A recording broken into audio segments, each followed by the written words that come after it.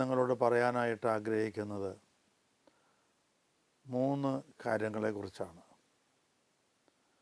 വിദ്യാർത്ഥികളുടെ ഇടയിൽ എന്ന് മാത്രം പറയാൻ പറ്റില്ല, മിക്കവാറും എല്ലാവരുടെ ഇടയിലും നമ്മൾ കണ്ടുകൊണ്ടിരിക്കുന്ന വർദ്ധിച്ചു വരുന്ന മത്സരബോധം, വർദ്ധിച്ചു വരുന്ന സ്വാർത്ഥത, കുറഞ്ഞ് വന്നുകൊണ്ടിരിക്കുന്ന സാമൂഹ്യ അവബോധം, ഇത്തരം കാര്യങ്ങളെക്കുറിച്ച് നിങ്ങളോട് സംസാരിക്കണമെന്നാണ് ഞാൻ ഇന്ന് ആഗ്രഹിക്കുന്നത്. മത്സരബോധത്തെക്കുറിച്ച് നമുക്ക് ആദ്യം പറയാം. മത്സരബോധം വർദ്ധിച്ചു വന്നുകൊണ്ടിരിക്കുന്ന ഒരാൾ വേറൊരു വ്യക്തിയുമായി മത്സരിക്കുന്നു, ഒരു സ്ഥാപനം വേറൊരു സ്ഥാപനവുമായി മത്സരിക്കുന്നു, ഒരു പാർട്ടി വേറൊരു പാർട്ടിയുമായിട്ട് മത്സരിക്കുന്നു, ഒരു സന്നദ്ധ സംഘടന വേറൊരു സന്നദ്ധ സംഘടനയുമായിട്ട് മത്സരിക്കുന്നു. പൊതുവിൽ മത്സരം വർദ്ധിച്ചു വരികയാണ്. ഒരു ടീം വേറൊരു ടീമിനോട് മത്സരിക്കുന്നത് അല്ല ഞാനിവിടെ ഉദ്ദേശിച്ചത്. ആ മത്സരം നല്ലതാണ്, ആവശ്യമാണ്. അപ്പോഴല്ലേ ആരാണ് നല്ലതെന്ന് തിരിച്ചറിയാൻ പറ്റുള്ളൂ. ഇതങ്ങനെയല്ല. വേറൊരു ആൾക്ക് ഒരു നേട്ടം കൈവരുമ്പോൾ അതിൽ അസൂയ കൊള്ളുകയും അതേ നേട്ടം, അതിനപ്പുറത്തെ നേട്ടം എനിക്കുണ്ടാക്കണമെന്ന് ആഗ്രഹിക്കുകയുമൊക്കെ ചെയ്യുക, അതിൻ്റെ അപകടം ഇതാണ്. മത്സരിക്കുമ്പോൾ ഉണ്ടാകുന്ന അപകടം ചിലപ്പോൾ 2 അപകടങ്ങളാണ്. ഒന്ന്, ചിലപ്പോൾ മത്സരത്തിൽ വിജയിക്കും. വിജയിച്ചു കഴിഞ്ഞാൽ പിന്നെ ഒരു റിലാക്സ്ഡ് മൂഡാണ്. ഞാൻ വിജയിച്ചു കഴിഞ്ഞു എന്നുള്ള ഒരു മൂഡാണ്. എന്നാൽ അപ്പോൾ അങ്ങനെ വരുമ്പോൾ പിന്നെ വർക്ക് ചെയ്യുന്നത് കുറയും. രണ്ടാമതൊന്ന്, മത്സരത്തിൽ നമ്മൾ പരാജയപ്പെട്ടു എന്ന് വിചാരിക്കാം. അപ്പോൾ അത് നമുക്ക് ഒരു നിരാശയ്ക്ക് ഇടവരുത്തും. അതുകൊണ്ട് ഞാൻ എപ്പോഴും കുട്ടികളോടും മറ്റുള്ളവരോടും പറയുന്നത് ഇതാണ്: നിങ്ങൾ മറ്റുള്ളവരുമായി മത്സരിക്കരുത്. നിങ്ങൾ പിന്നെ മത്സരിക്കേണ്ടത് ആരോടാണ്? നിങ്ങൾ മത്സരിക്കേണ്ടത് നിങ്ങളോട് തന്നെയാണ്. നിങ്ങളിൽ ദൈവം തന്നിട്ടുള്ള കഴിവുകൾ അത് വളർത്തിയെടുക്കാൻ നിങ്ങൾ നിങ്ങളോട് തന്നെ മത്സരിക്കുക. ഇന്നലെ ഉണ്ടായിരുന്ന കഴിവിനേക്കാൾ കൂടുതൽ ഇന്ന് ഉണ്ടാകാൻ പരിശ്രമിക്കുക. അതാണ് മത്സരം. അപ്പോൾ അത് തീർച്ചയായിട്ടും വിജയിക്കും. ഇന്നലത്തേക്കാൾ കൂടുതൽ വർക്ക് ചെയ്യാനായിട്ട് ഞാൻ നോക്കുന്നു. ഇന്നലത്തേക്കാൾ കൂടുതൽ ശ്രദ്ധിക്കാൻ നോക്കുന്നു. ഇന്നലത്തേക്കാൾ നല്ല കാര്യങ്ങൾ ചെയ്യാൻ ശ്രമിക്കുന്നു. ഇതെല്ലാം സാധ്യമാകുന്നതാണ്. അതുകൊണ്ട് നമുക്ക് നിരാശ ഒരിക്കലും ഉണ്ടാവുകയില്ല. എന്നാൽ വേറൊരു വ്യക്തിയേക്കാൾ കൂടുതൽ പഠിക്കണമെന്ന് ആഗ്രഹിച്ചാൽ, അവനേക്കാൾ കൂടുതൽ വർക്ക് ചെയ്യണമെന്ന് ആഗ്രഹിച്ചാൽ നടന്നു എന്ന് വരില്ല. കാരണം അത് നമ്മളെ മാത്രം ആശ്രയിക്കുന്ന ഒന്നല്ല, അത് മറ്റേ വ്യക്തിയെയും കൂടി ആശ്രയിക്കുന്ന ഒന്നാണ്. വേറൊരു വ്യക്തി നേട്ടങ്ങൾ ഉണ്ടാക്കുന്നത് പോലെ എനിക്കും എൻ്റെ മേഖലയിൽ നേട്ടങ്ങൾ ഉണ്ടാക്കണമെന്ന് ആഗ്രഹിക്കുന്നതിൽ തെറ്റില്ല.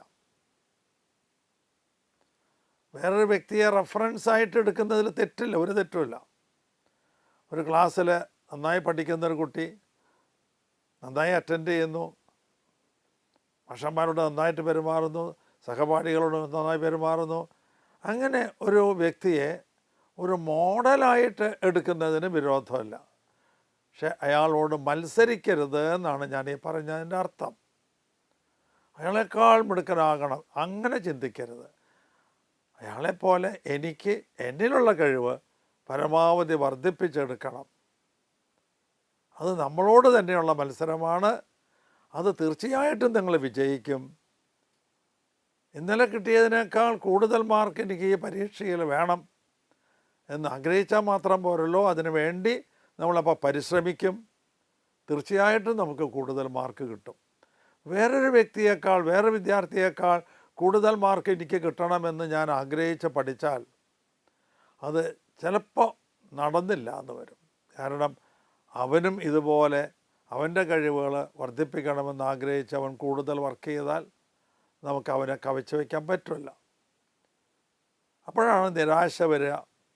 അഥവാ കവച്ചു വയ്ക്കാൻ സാധിച്ചാൽ ഒരു സ്പിരിറ്റ് ഓഫ് കോംപ്ലസൻസ്, ഓ ഞാൻ എല്ലാം തികഞ്ഞു എന്നൊക്കെ ചിന്തിക്കുന്ന ഒരു സ്പിരിറ്റ് ഓഫ് കോംപ്ലസൻസ് വരും. അതുകൊണ്ടാണ് മറ്റ് വ്യക്തികളോട് മത്സരിക്കരുത് എന്ന് ഞാൻ പറയുന്നത്. എന്നാൽ നിങ്ങളോട് തന്നെ മത്സരിക്കുകയും വേണം. അവിടെ നിങ്ങൾ തീർച്ചയായും വിജയിക്കും. നമുക്കങ്ങനെ ഒരു മോട്ടിവേഷൻ കിട്ടണമെങ്കിൽ മറ്റ് വിജയികളായ ആളുകളെ നമ്മൾ കാണണം. അങ്ങനെ കാണുന്നത് മോട്ടിവേഷണൽ ആയിട്ടുള്ള ഐഡിയാസ് നമുക്ക് ഉണ്ടാകാൻ സഹായിക്കും. അവരെ കാണുക, അവരെക്കുറിച്ച് പഠിക്കുക, അവരെക്കുറിച്ച് കേൾക്കുക, ഇതൊക്കെ നല്ലതാണ്.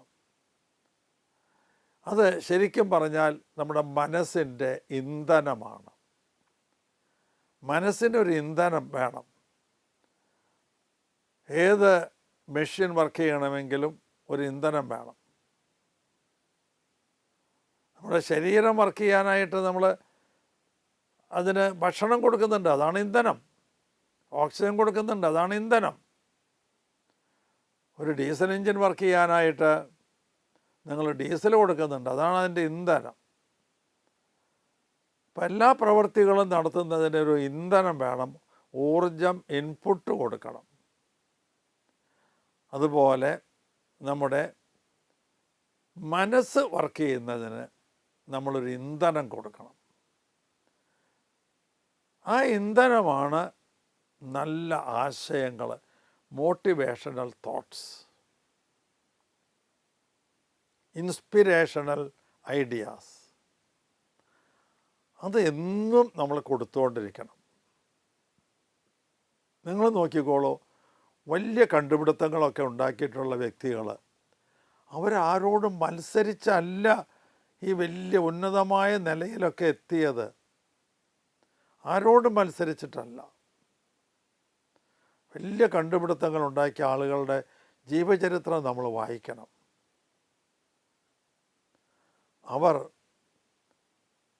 അവരോട് തന്നെയാണ് മത്സരിച്ചിട്ടുള്ളൂ. തോമസ് ആൽവ എഡിസൺ 1000 വസ്തുക്കൾ പരിശോധിച്ച് പരീക്ഷിച്ച് പരാജയപ്പെട്ടിട്ടാണ് ഒരു വസ്തു, ഫിലമെൻറ്റിനെ പറ്റിയൊരു വസ്തു കണ്ടെത്തിയത്. ആരോടും അല്ല മത്സരിച്ചത്, അദ്ദേഹത്തോട് തന്നെയാണ് മത്സരിച്ചത്. ഈ നമ്മളോട് തന്നെ മത്സരിക്കുമ്പോൾ ഒരു കാര്യം ശ്രദ്ധിക്കാനുണ്ട്. ഇന്നോ നാളെയോ റിസൾട്ട് കിട്ടിയില്ല എന്ന് വെച്ച് പെട്ടെന്ന് നിരാശരായി പോകരുത്. ചിലപ്പോൾ 2 ദിവസം, 4 ദിവസം, 6 ദിവസം, 10 ദിവസം, 10 മാസം, ഒരു കൊല്ലം ഒക്കെ പരിശ്രമിച്ചിട്ടാവും അത് നടക്കുക. ചിലരുണ്ട് പ്രാർത്ഥിച്ചു, 2 ദിവസം പ്രാർത്ഥിച്ചു, ഒരാഴ്ച പ്രാർത്ഥിച്ചു, കിട്ടിയില്ല, നിരാശപ്പെട്ട് നിർത്തുന്നവരുണ്ട്. പാടില്ല, അവർ കണ്ടിന്യൂ ചെയ്യണം. ഞാനൊക്കെ ചില കാര്യങ്ങൾക്ക് വേണ്ടി വർഷങ്ങളായി പ്രാർത്ഥിക്കുന്നു. ഇനിയും നടന്നു കിട്ടാത്ത നിയോഗങ്ങളൊക്കെയുണ്ട്. ഒരുപാട് നിയോഗങ്ങൾ നടന്നു കിട്ടുന്നുണ്ട്. അതോടൊപ്പം നടന്നു കിട്ടാത്ത, പ്രാർത്ഥിച്ചിട്ടും ലഭിക്കാത്ത നിയോഗങ്ങൾ, അതിനൊക്കെ വേണ്ടി ഞാൻ 10 വർഷമൊക്കെ പ്രാർത്ഥിക്കുന്നുണ്ട്. ഞാനൊരു സ്കൂളിന് വേണ്ടി പ്രാർത്ഥിച്ചു. 10 വർഷങ്ങൾക്ക് ശേഷമാണ് ഒരു സ്കൂൾ കിട്ടിയത്. അത് 2ആയി, 3ആയി. നെപ്പോളിയൻ ഹില്ലിൻ്റെ പുസ്തകത്തിൽ 3 feet from gold എന്ന് പറയുന്ന ഒരു പാരഗ്രാഫുണ്ട്. ഒരു ചാപ്റ്റർ തന്നെ അദ്ദേഹം അതേപ്പറ്റി എഴുതിയിട്ടുണ്ട്. 3 feet from gold. അമേരിക്കയിൽ ഒരു സാധാരണ കർഷകൻ അദ്ദേഹത്തിൻ്റെ കാർഷിക ഭൂമിയിൽ തൂമ്പ, കൈക്കോട്ട്, പിക്കാസ് ഇതൊക്കെ ഉപയോഗിച്ച് ജോലി ചെയ്യുന്ന ആളാണ്. അപ്പോൾ അദ്ദേഹത്തിന് മനസ്സിലായി അദ്ദേഹത്തിൻ്റെ മണ്ണിൽ തിളക്കമുള്ള ചില തരികളുണ്ട് എന്ന്. ആ തിളക്കമുള്ള തരികൾ അദ്ദേഹം ശേഖരിച്ചു. നോക്കിയപ്പോൾ അത് സ്വർണ്ണ കഷ്ണങ്ങളാണ്. അതിൻ്റെ ചെറിയ ചെറിയ കഷ്ണങ്ങളാണ്, തരികളാണ്. അദ്ദേഹം ഭൂമി കുഴിച്ച് മണ്ണരിച്ച് അതിൽ നിന്ന് സ്വർണ്ണ അയിര് ശേഖരിച്ചു. അങ്ങനെ ശേഖരിച്ച് അത് പുറത്ത് കൊണ്ടുപോയി വിറ്റു. പൈസ കിട്ടിയപ്പോൾ ഒരു തുറക്കാനുള്ള മെഷീൻ വാങ്ങി. കൂടുതൽ പൈസ കിട്ടി. പിന്നെ അദ്ദേഹം ഒരു ഗോൾഡ് മൈൻ തന്നെ സെറ്റ് ചെയ്തു. ഗോൾഡ് മൈൻ സെറ്റ് ചെയ്ത് അത് തുറന്ന് അതിൽ നിന്ന് സ്വർണ്ണ അയിര് ശേഖരിച്ചു വന്നു. അപ്പോഴേക്കും അദ്ദേഹം വലിയൊരു മനുഷ്യനായി തീർന്നു, പണക്കാരനായി തീർന്നു. അദ്ദേഹത്തിൻ്റെ യാർഡിലേക്ക് തീവണ്ടി വരെ, റെയിൽ വരെ വന്നു. അപ്പോൾ വലിയ കമ്പാർട്ട്മെൻറ്റിലാണ് ഈ അയിരൊക്കെ മുമ്പ് അദ്ദേഹം ചാക്കിൽ കെട്ടി തലയിൽ ചുമന്നു കൊണ്ടുപോയിരുന്ന ആളാണ്. അനേകം വർഷങ്ങൾ അങ്ങനെ തുടർന്ന് കഴിഞ്ഞപ്പോൾ ഒരു ദിവസം ഈ സ്വർണ്ണ ഖനിയിൽ ഒരു വയറ് പ്രത്യക്ഷപ്പെട്ടു. വയറെന്ന് പറഞ്ഞാൽ എല്ലാവർക്കും അറിയുമോ എന്ന് അറിഞ്ഞുകൂടാ. അപ്പോൾ കല്ല് വെട്ടുന്ന മടയിൽ നല്ല കല്ലൊക്കെ വെട്ടി വരുമ്പോൾ ഏതെങ്കിലും ഒരു ഭാഗത്ത് മണ്ണിൻ്റെ ഒരു അംശം കാണും. അതിനാണ് വയറെന്ന് പറയാം. മരത്തിനും അത് പറയും. ഞങ്ങളുടെ നാട്ടിൽ പറയുന്ന വാക്കാണത്. മരത്തിനും അതെ അങ്ങനത്തെ കേടുണ്ടാവും. നല്ല തടിയായിരിക്കും, ഉള്ളിൽ കേടുവന്ന ഭാഗം. അങ്ങനെ ഒരു വയർ പ്രത്യക്ഷപ്പെട്ടു. സാധാരണ നിലയിൽ വയർ അങ്ങനെ ഇടയ്ക്ക് പ്രത്യക്ഷപ്പെടും. അപ്പോൾ തുരക്കും, ആ മണ്ണ് പുറത്തേക്ക് എടുക്കും. കുറച്ച് കഴിയുമ്പോൾ വീണ്ടും സ്വർണത്തിൻ്റെ ഭാഗം ഉണ്ടാകും. അങ്ങനെ ഒരു ദിവസം ഒരു വയർ പ്രത്യക്ഷപ്പെട്ടു. കുറച്ച് നാൾ തുറന്നു നോക്കി, പക്ഷേ മണ്ണ് തന്നെയാണ് കിട്ടുന്നത്. സ്വർണത്തിൻ്റെ അംശമില്ല. കുറേ നാളുകൾ തുറന്ന് അദ്ദേഹം തുരക്കുന്ന ആ പണി ഉപേക്ഷിച്ചു. അങ്ങനെ അദ്ദേഹം അത് ഉപയോഗമില്ലല്ലോ.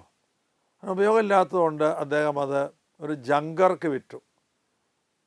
ഈ ഖനി അങ്ങനെ തന്നെ, വേറെ ഉപയോഗമൊന്നുമില്ല. അതുകൊണ്ട് ഈ വേസ്റ്റൊക്കെ വാങ്ങുന്ന ഒരു ജങ്കർ അദ്ദേഹത്തിന് വിറ്റു. അദ്ദേഹത്തിന് ഒരാശയം തോന്നി, ഇതൊന്ന് ശാസ്ത്രീയമായി ഒന്ന് പരീക്ഷിച്ചിട്ട് പൊളിച്ചാൽ പോരെ. അദ്ദേഹം ശാസ്ത്രീയമായി അത് വേണ്ടപ്പെട്ടവരെ കൊണ്ട് ഒന്ന് പരിശോധിപ്പിച്ചു. അത് അളക്കാനും നോക്കാനൊക്കെയുള്ള സംവിധാനങ്ങൾ ഇപ്പോഴുണ്ട്. ഭൂമിയുടെ ഉപരിതലത്തിൽ നിന്ന് സ്വർണം എത്ര താഴെയുണ്ടെന്നൊക്കെ അറിയാനുള്ള സംവിധാനങ്ങളുണ്ട്. അങ്ങനെ നോക്കിയപ്പോഴാണ് മനസ്സിലായത്, ഇപ്പോൾ തുറന്നു നിൽക്കുന്നിടത്തുനിന്ന് 3 അടി കൂടെ പോയാൽ സ്വർണത്തിൻ്റെ അംശം വരുമെന്ന്. അതാണ് 3 feet ഫ്രം ഗോൾഡ് എന്ന് പറയുന്നത്. അന്ന് തന്നെ മൈൻ സ്റ്റാർട്ട് ചെയ്തു. അന്ന് തന്നെ അദ്ദേഹം സ്വർണത്തിൻ്റെ അംശമുള്ള അയിരുകൾ കുഴിച്ചെടുക്കാനായിട്ട് തുടങ്ങി. അപ്പോൾ വളരെ ദിവസങ്ങൾ പരിശ്രമിച്ചിട്ട് ശരിയാവാതെ വന്നപ്പോൾ ഉപേക്ഷിച്ച ആ വ്യക്തി, അദ്ദേഹം ഒരു മണ്ടനായിപ്പോയില്ലേ. ഒരു ദിവസം കൂടി കാത്തു നിന്നിരുന്നെങ്കിൽ ഒരു പക്ഷേ അദ്ദേഹത്തിന് ഇനിയും സ്വർണം കുഴിച്ചെടുക്കാൻ കഴിയുമായിരുന്നില്ലേ. ഇതൊക്കെ തന്നെയാണ് നമ്മുടെ ജീവിതത്തിലും. പലപ്പോഴും നമ്മൾ കുറച്ച് നാൾ ഒന്ന് പരിശ്രമിച്ചിട്ട് ഉപേക്ഷിച്ച് കളയാണ് ചെയ്യുന്നത്. ഒരു തിരുവചനം വളരെ ശക്തമായി നമ്മളെ ഈ കാര്യത്തിൽ ഉത്ബോധിപ്പിക്കുന്നുണ്ട്. അത് പത്രോസ് എഴുതിയ 1 പത്രോസ് 5-ാമത്തെ അധ്യായത്തിൽ 6-ാമത്തെ തിരുവചനമാണ്. ഓർത്തിരിക്കാൻ എളുപ്പമാണ്. 1 പത്രോസ് 5:6. ദൈവത്തിൻ്റെ ശക്തമായ കരത്തിൻ കീഴിൽ താഴ്മയോടെ നിൽക്കുവിൻ. അവിടുന്ന് തക്ക സമയത്ത് നിങ്ങളെ ഉയർത്തും. പലരും വളരെ പെട്ടെന്ന് കാര്യം സാധിച്ചു കിട്ടണം എന്ന് വിചാരിക്കുന്നവരാണ്. പ്രാർത്ഥനയിലായാലും പഠനത്തിലായാലും അധ്വാനത്തിലായാലും ഒക്കെ പെട്ടെന്ന് കാര്യം സാധിച്ചു കിട്ടണം എന്ന് ആഗ്രഹിക്കുന്നവർ. പെട്ടെന്ന് ഒരു കാര്യം, വിചാരിച്ച കാര്യം സാധിക്കാതെ വന്നാൽ നിരാശപ്പെട്ട് നിർത്താതെ കണ്ടിന്യൂ ചെയ്യണം എന്നാണ് ഈ തിരുവചനം നമ്മളെ ഓർമ്മിപ്പിക്കുന്നത്. തമ്പുരാന് വിട്ടുകൊടുത്ത് കാത്തിരിക്കുക. നമ്മൾ തുടർച്ചയായി പരിശ്രമിച്ചു കൊണ്ടിരിക്കുക. നമുക്കത് ലഭിക്കും. അപ്പോൾ പഠനത്തിൽ വിചാരിച്ച മികവ് പുലർത്താൻ പറ്റണില്ല. അടുത്ത പരീക്ഷയിൽ കുറച്ച് കൂടുതൽ മാർക്ക് വാങ്ങണമെന്ന് ആഗ്രഹിച്ചു, പക്ഷേ കിട്ടിയില്ല. അടുത്ത പരീക്ഷയിൽ അങ്ങനെ 1, 2, 3 പരീക്ഷകളൊക്കെ എഴുതി അതൊന്നും കിട്ടിയില്ല എന്ന് വിചാരിച്ച് നിരാശനായി അത് നിർത്തിപ്പോവുകയല്ല വേണ്ടത്. തുടർന്നും നന്നായി പരിശ്രമിക്കുക. ഒരു അനാലിസിസ് നടത്തണം. എന്തുകൊണ്ടാണ് ഇത് സാധിക്കാത്തത്? പ്രാർത്ഥനയിൽ പോലും എന്തുകൊണ്ടാണ് ഈ പ്രാർത്ഥന കിട്ടാത്തത്? ഇത് ദൈവത്തിൻ്റെ ഹിതമല്ലയോ? അതോ ഇത് ആർക്കെങ്കിലും ദ്രോഹം ചെയ്യുന്നതാണോ?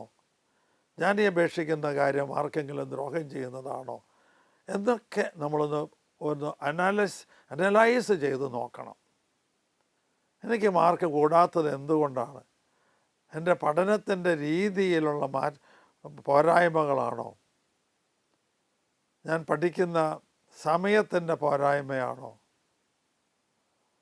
ഇങ്ങനെ അതിനെപ്പറ്റി ഒന്ന് അനലൈസ് ചെയ്ത് വീണ്ടും മുന്നോട്ട് പോകുക. അപ്പോൾ നിങ്ങൾ മത്സരിക്കേണ്ടത് മറ്റ് വ്യക്തികളോടല്ല, നിങ്ങളോട് തന്നെ മത്സരിക്കുക. അല്പം കാലവിളംബം വന്നാൽ പോലും നിങ്ങൾ വിജയിക്കും എന്നുള്ളത് ഉറപ്പാണ്. ഒരിക്കലും മറ്റുള്ളവരോട് മത്സരിക്കരുത്. രണ്ടാമത്തേത്, ഞാനിന്ന് ആഗ്രഹിച്ച കാര്യം സ്വാർത്ഥതയെക്കുറിച്ച് പറയാനാണ്. സാമൂഹ്യ ബോധത്തെക്കുറിച്ച് പറയാനായിട്ടൊരു പക്ഷേ സമയം കിട്ടിയെന്ന് വരില്ല. സ്വാർത്ഥത ഇന്ന് വിദ്യാർത്ഥികളിലൊക്കെ ഭയങ്കര സ്വാർത്ഥതയാണ് കാണുന്നത്. ഒരു പക്ഷേ നിങ്ങൾ വിചാരിക്കും, ഒരു പണമുള്ള കുട്ടി അവൻ്റെ കയ്യിലുള്ള പണം മറ്റു കുട്ടികൾക്കൊക്കെ ഭക്ഷണം വാങ്ങിച്ചു കൊടുത്തും അങ്ങനെയൊക്കെ അവനൊക്കെ ഷെയർ ചെയ്യുന്നുണ്ട് എങ്കിൽ അത് സ്വാർത്ഥത അല്ല എന്ന് ഞാൻ പറയും. അതിലും സ്വാർത്ഥതയുണ്ട്. എന്താണ് സ്വാർത്ഥത എന്നറിയാമോ? ഈ കുട്ടി ഒരു പക്ഷേ ധാരാളം പണമുള്ളത് കൊണ്ട് അവനൊന്നും പഠിക്കാതെ നടക്കുക ഞാൻ കാണാറുണ്ട്. അതുകൊണ്ടാണ് പറയുന്നത്. ധാരാളം കേസുകൾ കാണുന്നതാണ്. അവന് ധാരാളം പണമുണ്ട്, അവന് പഠിച്ചില്ലെങ്കിലും അവൻ രക്ഷപ്പെടും. അവൻ പണം കൊടുത്ത് സീറ്റ് വാങ്ങും. പക്ഷെ ഇനി അത് മുഴുവൻ നടക്കില്ല. നീറ്റ് അത് ശരിക്കും പ്രാവർത്തികമായി വന്നാൽ പഠിക്കുന്ന കുട്ടികൾക്ക് കയറി വരാനായിട്ട് കഴിയും. ഇവൻ ചെയ്യുന്നത് ഇതാണ്, ഞാൻ എന്തായാലും സീറ്റ് വാങ്ങിക്കും, പൈസ കൊടുത്ത് വാങ്ങിക്കും. മറ്റുള്ളവരെന്ന് പറഞ്ഞാൽ പഠിക്കുന്ന കുട്ടികളാണ്. ആ കുട്ടികൾ രക്ഷപ്പെടരുത്. അപ്പോൾ അവരെ കേടുവരുത്താനുള്ള മാർഗങ്ങൾ, തൻ്റെ കയ്യിലുള്ള പൈസ കുറച്ച് ചിലവഴിച്ചാൽ അവനെ കേടുവരുത്താൻ എളുപ്പമാണ്. അവന് മൊബൈൽ ഉപയോഗിക്കാത്തൊരുത്തനാണ്, അവൻ്റെ അപ്പം മൊബൈൽ വാങ്ങിച്ചു കൊടുത്തിട്ടുണ്ടാവില്ല. വേണമെങ്കിൽ ഒരു മൊബൈലേ മേടിച്ചു കൊടുക്കാം, അപ്പൻ അറിയണ്ടെന്ന് വെച്ചു. അല്ലെങ്കിൽ അവനെ 2 ദിവസം ഹോട്ടലിലേക്ക് വിളിച്ചു കൊണ്ടുപോയി ഭക്ഷണം കൊടുത്തു. ഇതൊക്കെ വലിയ സ്വാർത്ഥതയുടെ ഭാഗങ്ങളാണ്. ഞാൻ സാധാരണ സ്വാർത്ഥതയൊക്കെ നമുക്ക് അറിയാമല്ലോ, ഒന്നും കൊടുക്കാതിരിക്കുന്നത്, മുഴുവൻ സ്വന്തമായി ഉപയോഗപ്പെടുത്തുന്നത്. ഇതല്ല, ഇത് മറഞ്ഞിരിക്കുന്ന സ്വാർത്ഥതയാണ്. മറഞ്ഞിരിക്കുന്ന സ്വാർത്ഥത.